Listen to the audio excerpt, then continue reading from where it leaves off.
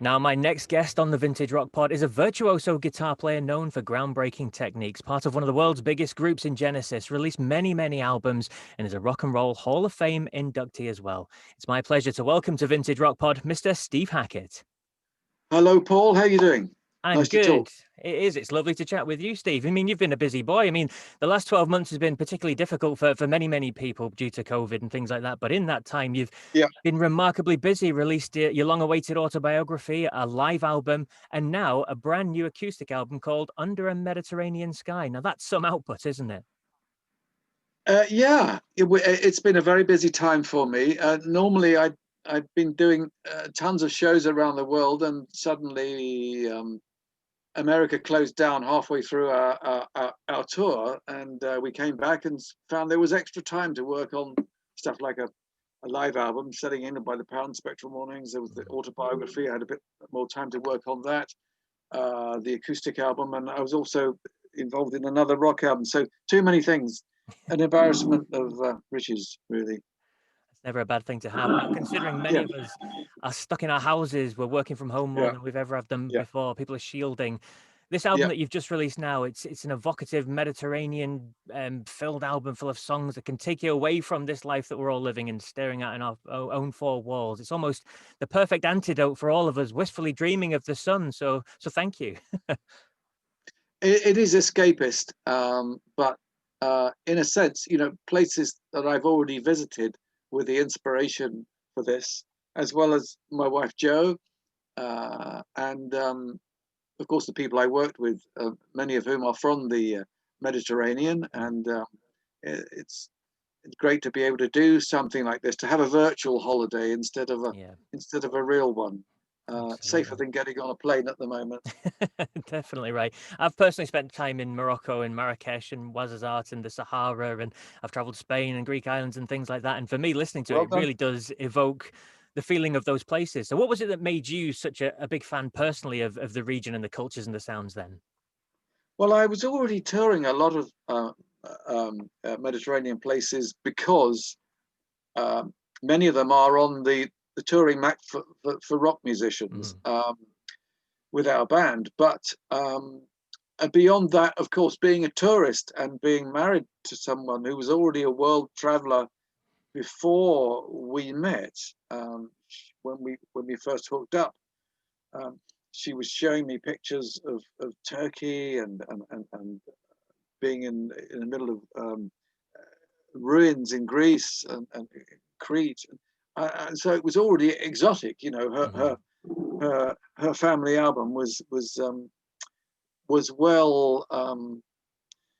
uh, well spotted with all this stuff. And so when we got together, it, it was a meeting of minds as well as many other things. And since then, of course, we've been to all sorts of regions, many of which are around the Med, mhm. relating to the album. But in a wider sense, we've recently been to.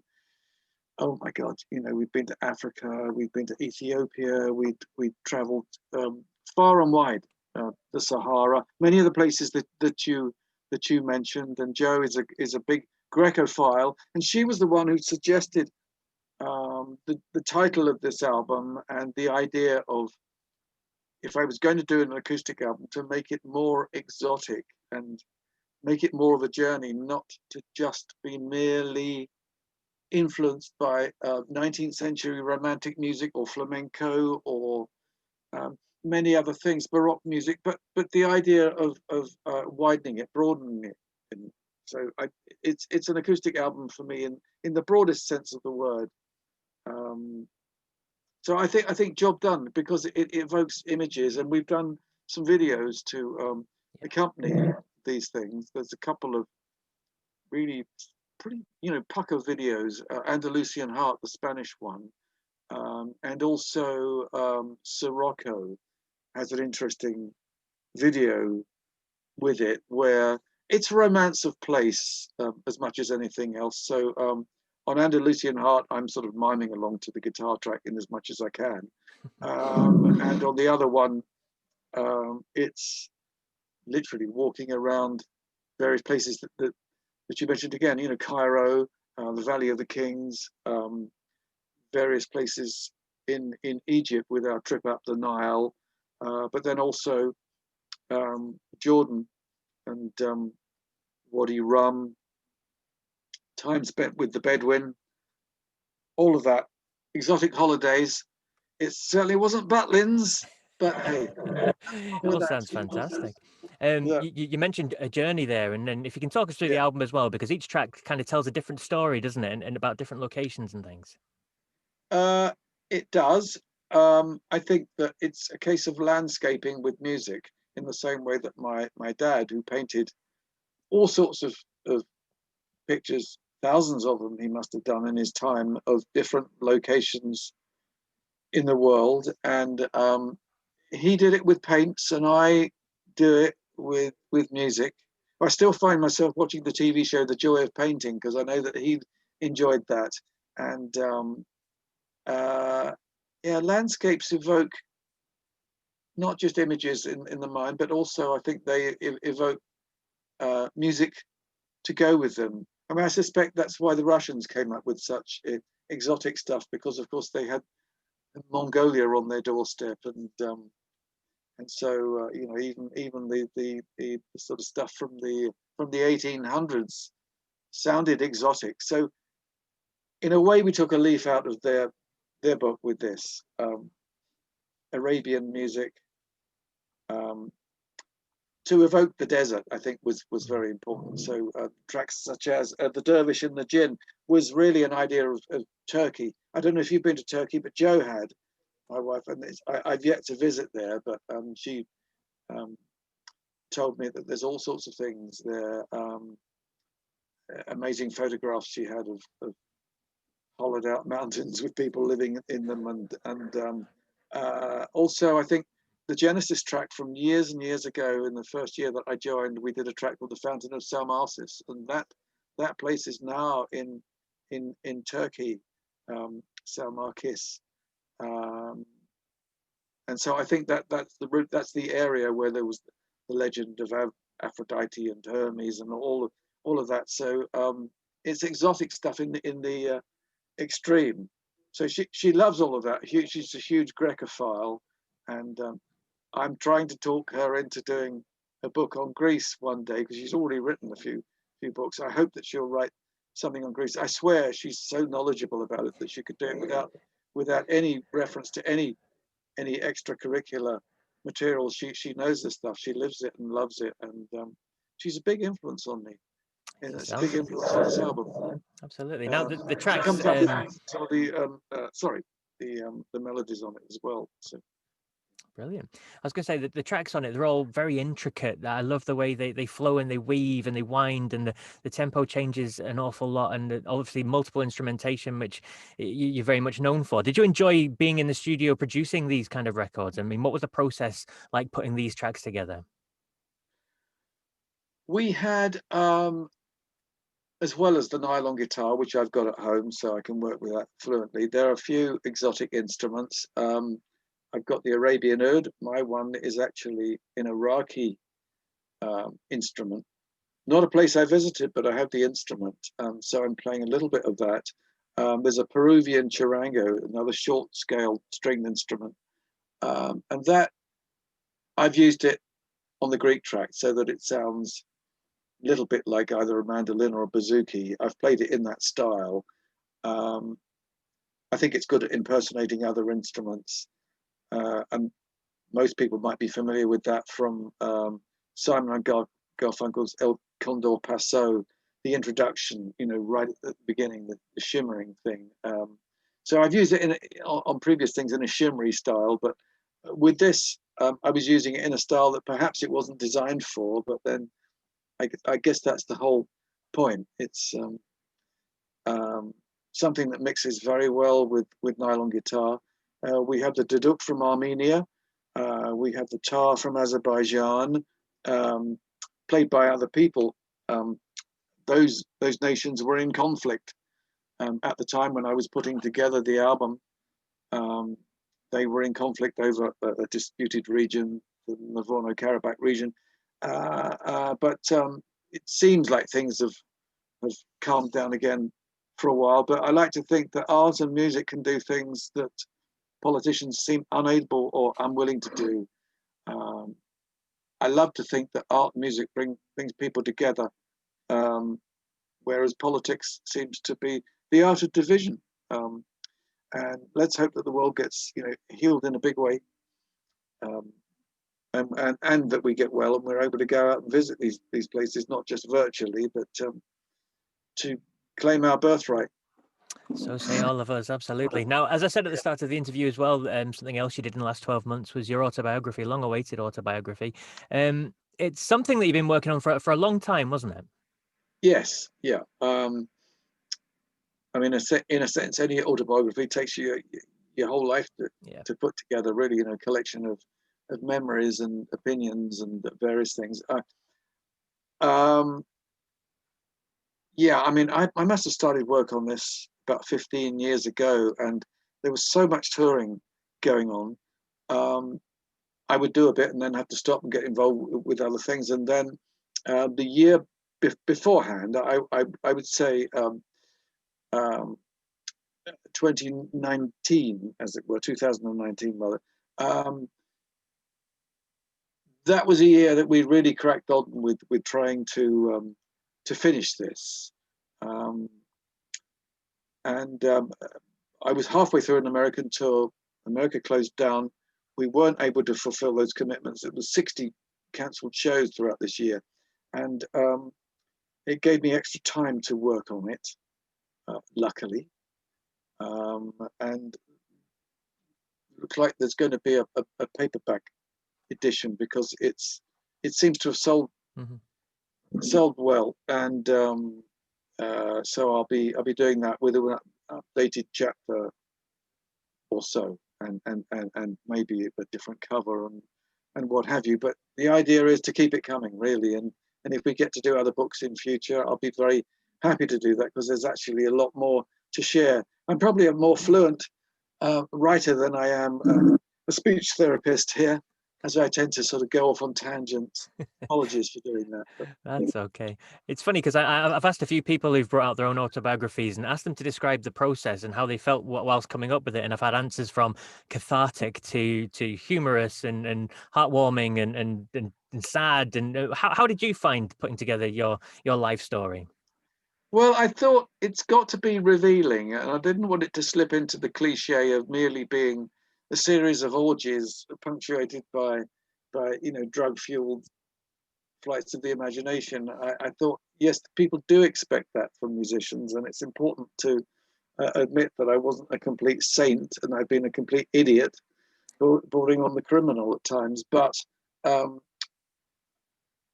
that's not what it's all about. There's more to life than being a naughty boy. So in my younger day, I tended to push the envelope more. Whereas, here I am in my eighth decade, and this is it's time to preserve what there is left, but at the same time to be as adventurous as possible. I mean, I won't do some of the things that I did at one time. I won't be jumping off mountains, doing gliding. I won't be doing undersea explorations. I won't be doing that. Okay, I'll leave that to the younger man. But my fingers are still working, and my explorations in music. Luckily, the ears are okay. The fingers, yeah. And I think adventures are different from me now. And harmonic explorations are everything. I think for the long term musician, if you're in it for the marathon, and I am, um, there's only one way forward. Yeah, you've got to be careful. I can thrill to music. I can listen to Howling Wolf. I can listen to Segovia, and I can thrill to them both, whether it's all instinctive or whether it's all the power of discipline and the intellect and all of that. There's so many ways of approaching music. I mean, I still love blues. I still love baroque. Um, Jazz, I've got huge respect for jazz, but I want jazz to go into areas that it doesn't always wander into. not just to wind it up and off it goes, but have direction. Gershwin, interesting, that sort of orchestral blues thing that he had. But um, I hope there'll be many more explorations in future and in as many different styles as I can muster. We hope so too. You mentioned marathon there in terms of your musical life. Let's go back to the starting gun then, shall we? Your advert in Melody Maker saying you're an imaginative guitarist, writer, seeking involvement with musicians determined to strive beyond existing stagnant musical forms. Now, that's a very confident advert that you put out there, one that Peter Gabriel was intrigued enough to read and get in touch with you about to ask you to join Genesis. Tell us about that little bit period of your time then when you joined the band. Yeah, I in those days, the Melody Maker was the paper. It was the go-to paper. If you wanted a gig, you wanted to work with other musicians. Many top bands were formed from the back pages of that. That's the way musicians got in touch with each other. And I left school at 16, as you could in those days, and I really concentrated very hard. So 5 years of ads. My ads started out first of all with blues guitarist, harmonica player seeks work. Oof, very basic. Didn't really get me anywhere. 5 years later, the ads were becoming very specific, and that was the most outrageous. The thing that sounded, if it sounded confident, yeah. I think I realized I needed to target idealists. If people were idealists and prepared to work hard, then they were going to pick up on an ad like that. So it was a good one. Peter Gabriel phoned me up. I did the audition with Genesis. First of all, just with Peter Gabriel and Tony Banks, and they seemed to like what I was doing. And along with my brother, we were playing things to them, flute and guitar things, harmonica and guitar things, um, other stuff that was more dissonant and on the edge. They seemed to embrace it all. Um, and I was very lucky to find them, I think. I think it was a lucky combination where you've got two people or two teams of people coming together. I think my predecessor in Genesis was largely responsible for holding the band together and coming up with a lot of the really exotic songs they did before I joined, Anthony Phillips. And we're great pals to this day. And we sometimes record together. That's been very nice to work with him, as I think he's hugely talented. And so, but here's what, they were big shoes to fill. Don't forget, they'd been at school together. So there was this history and a celebration of what he brought to the band. And so I brought as many ideas as I could to the band. Not all of them were embraced. Some of them were.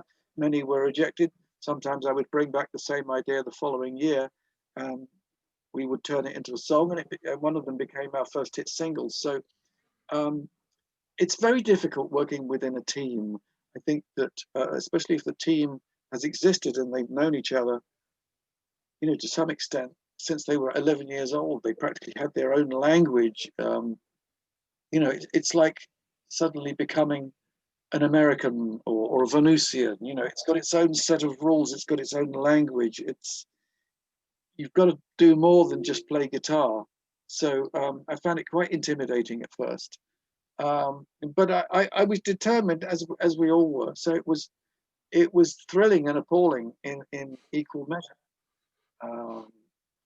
The idea that what have I got to do to get an idea across before I get shouted down? So you just had to be bloody minded as some of the rest of them at times, and that's how it was with Genesis. It seems like it was a bunch of gentlemen, but people said who worked in and around the band that the term gentleman hoodlums was invented for that band. Yes, it would be. People were trying to unseat you from your horse quite a lot of the time. So if I'd realised quite how competitive it was going to be, I probably would have come in with more guns blasting. It's, well, these are my terms and conditions. If we want to, It's want me to it's funny sign you up, mentioned the then word competitive sign. there, because that's something I was thinking of straight away as soon as you started talking. It's a very larger than life characters as well, aren't they? But during your time Yes, there, you released some incredible albums, some albums that I look back and remembered so fondly and yes, groundbreakingly today, and one which you released the live version of it when you toured recently as well, not too long ago, Selling England by the Pound. Did you still yeah. personally love that album? I do. I love the album, and I love so much of the work that we did together. I think it was a fabulous band, an incredible collection of brain children. I think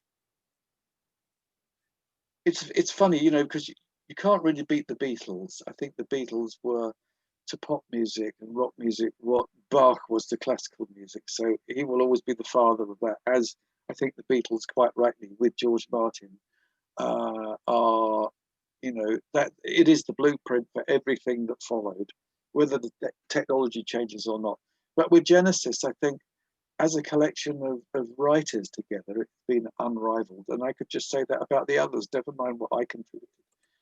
Um, so it was quite the team. And of course, most people have gone their own way and done things separate. There's occasionally it reconvenes, um, but I doubt that I will be involved with any of that, even though I will be up for it. I think there will be a resistance, um, just because I think that whatever Mike and Tony, I think their idea is whatever they can control, um, they would do. But that controlling interest is not going to be resigned, or even it's like loosening the reins just for a while. It isn't going to happen. So um, it's the reason I left. I didn't want to remain employed in a band that I think I was supposed to be a full-blown member in, only to come up against the brick walls at times.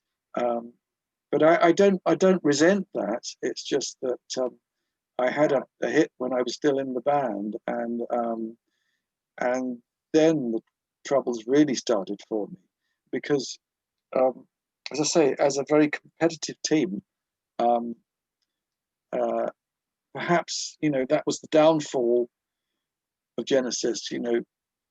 When a band gets to the point where it's more competitive and collaborative, um, it's likely to be retired for the next 20 years or so, and then maybe there's a sort of um, hostilities cease for a while, but it's only a matter of time before those salvos start up again. And so it's a very funny band that will sometimes congratulate you privately and publicly denounce you.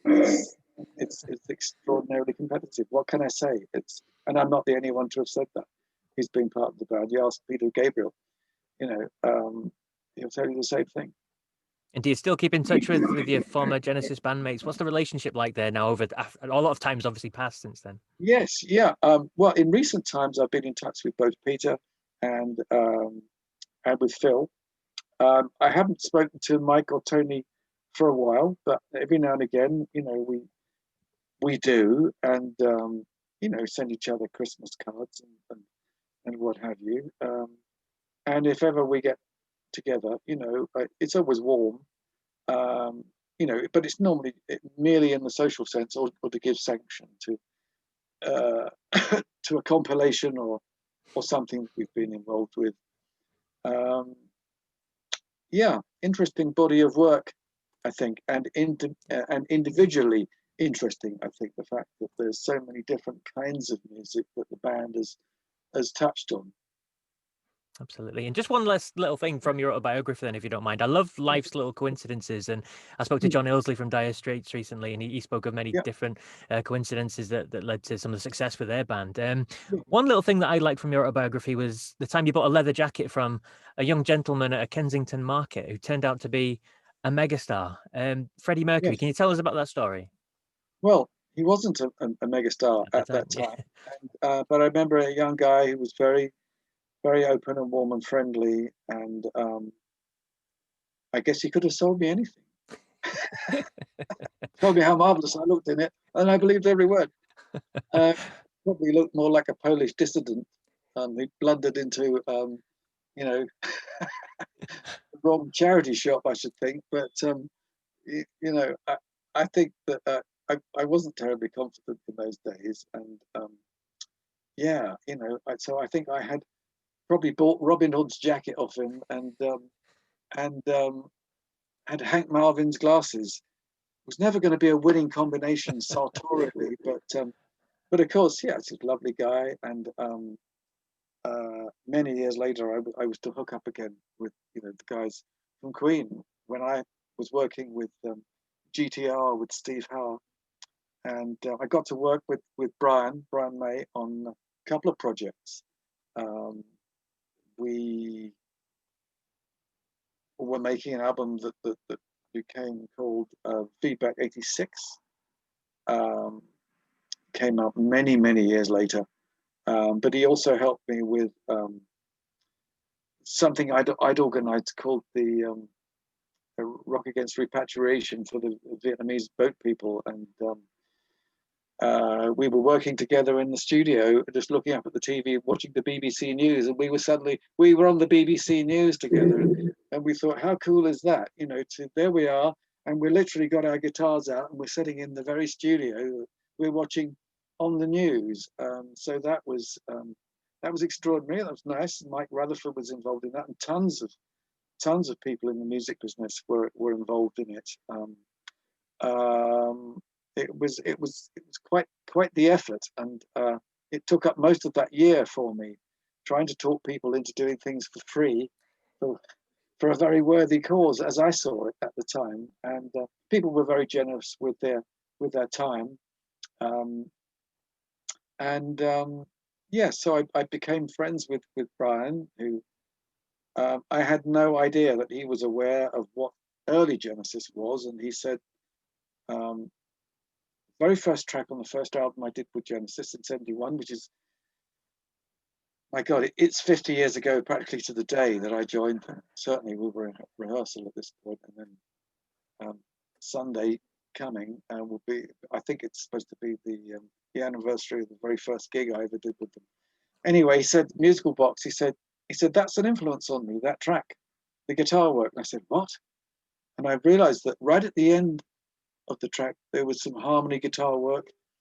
I did some 3-part harmony on the end of it. I don't think you can hear that in the mix. It sounds more like 2. But I had no idea that he was influenced by that. I think there was quite a lot of guitar work on that. So I'm not sure that we were the guitar army that the Queen were. You know, the fact that he tracked himself up, and he'd obviously had the same idea that, you know, if we could record enough guitars, it could be a guitar orchestra, and that's literally what he did. Fabulous player that he is. And on that track, there's also some tapping from '71, and later on, Eddie Van Halen credited me with an influence from that. So isn't it strange the way things work? And he was a fabulous guitarist, of course.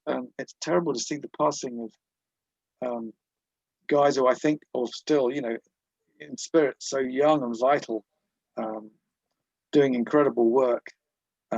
Just the stuff that he did with Michael Jackson alone, beat it. Just that one guitar solo, probably the most famous thing he ever did. What a fantastic player he was. And if I can mention Peter Green as well, I'm talking about guitarists. The passing of Peter Green. You know, when I was in my mid-teens, I started to go and see shows with John Mayall when Peter Green was playing with them.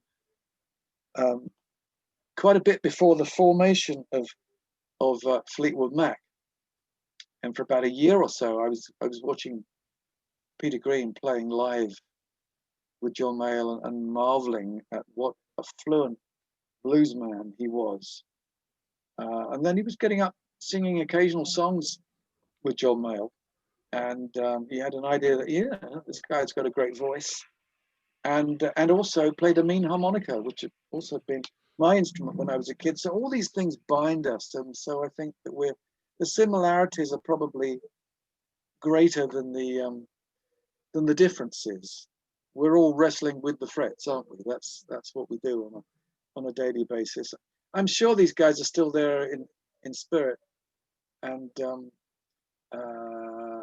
have spiritual beliefs, spiritual experiences, and I feel quite sure that um,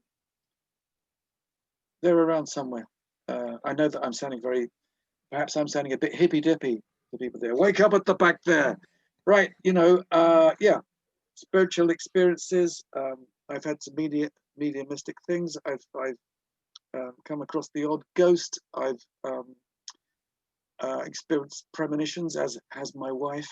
Um, and okay, science doesn't tell the whole story yet. And science, of course, is open to the idea of, with quantum physics and all the rest, superstring theory, the idea of other dimensions has to at least be a possibility that has not been disproved at this point. So science is open to it. So wake up at the back there, and don't say that when you die and that's it, because you don't bloody well know, because you aren't a scientist. Nobody knows. Absolutely. Nobody knows. So what's to come then from you for the next year or so then, Steve? I know it's pretty difficult to talk about, maybe because tours are up in the air at the moment with everything that's Yeah, going on, but you must have some plans. yeah, I have plans. There are touring plans.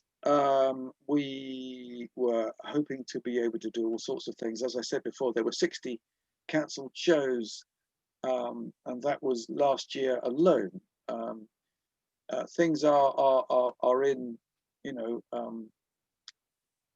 isn't it crazy? You know, all this lockdown business. When the world is open for business, we'll be back in business. I've got a band that's hugely frustrated, hot to go and do it all over again, and we'll be playing the whole of Seconds Out, amongst other things. The Genesis album from 1977. Um, Live album that was cherry picking across a lot of the best of Genesis work at that point. So we'll be doing that. Looking forward to it tremendously. Um, Need to get out there and play some shows, meet some people again. That would be wonderful. I also have another rock album I'm working on, because there's always something in the pipeline. There's always the current release, and then there's always the other stuff that goes with it. So yeah, How it's all far are you with the rock album then? Have you got tracks laid down? Is it all demo stage? Have you got names, well. anything like that? I think that it's not finished till it's finished. That's the Yeah. thing. So I can't really divulge at the moment just how far down the line I am, because you know, things do get rearranged, and some things get sidelined and other things get polished. It's it's a mystery even to me how albums get done, because I have this scatterbrain approach to things, and I sit down with Roger King, and he's much more methodical than I am, um, and he rationalizes, my instinctive stuff. I also work with my wife Jo on things creatively, as we've done with Under a Mediterranean Sky, because she's a huge part of this. So she's a bit like an unsung member of the band, really, or the extended band that becomes an orchestra by the time we've added people on it from all over the world. Um, yeah, that's important to me. The last two rock albums we did had 20 people on each, and from all over the world. So the house band gets extended. There's a very wide net cast over the globe to create the most surprising of albums. That's the plan. Perfect. Thank you very much, Steve. No, it's been an absolute pleasure to chat with you. Thank you. Under a Mediterranean Sky is out, available to download and stream and all that sort of stuff now. So Brilliant. I recommend everyone checks it out. Thanks very much for Sounds joining us. great. Thank you. Thank you, Paul. Nice to talk. Thanks.